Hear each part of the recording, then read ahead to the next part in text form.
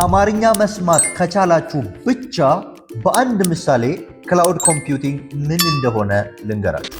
የአንድ ትንሽ ሱቅ ባለቤት ናችሁ ብለን እናስብ። ለዛች የትንሽዬ ሱቅ ጀነሬተር ከምትገዙ፣ የተለያዩ ለሱቁ የሚያስፈልጉትን ግብአቶች የምታስቀምጡበትን ስቶሬጅ ከምትከራዩ፣ የዛች የሱቅን ደህንነት ለማረጋገጥ ጥበቃ ከምትቀጥሩ፣ አንድ ዘመናዊ የሆነ መሃል ከተማ ላይ የሚገኝ ሞል ውስጥ የምትገኝ ትንሽዬ ሱቅ ተከራያችሁ እንበል። ያ ሞል ኤሌክትሪሲቲ፣ ደህንነት ወይም ጥበቃ እንዲሁም አንዳንድ ነገሮች ሲበላሹ የሚጠግንላችሁ ሜንቴናንስም ጭምር ፕሮቫይድ ያደርግላችኋል። ስለዚህ የእናንተ ትኩረት አንድ ነገር ላይ ብቻ ነው ማለት ነው፣ እሱም መሸጥ። ክላውድ ኮምፒውቲንግ በተመሳሳይ መንገድ ነው የሚሰራው። በጣም ኤክስፔንሲቭ የሆኑ ኮምፒውተርንና ሰርቨርን ከመግዛት የኮምፒውቲንግ ፓወርንና ስቶሬጅን ከኢንተርኔት ላይ ትከራያላችሁ ማለት ነው። አንደኛ መረጃችሁ በመላው ዓለም ላይ አቬለብል እንዲሆን ያደርግላችኋል። ሁለተኛ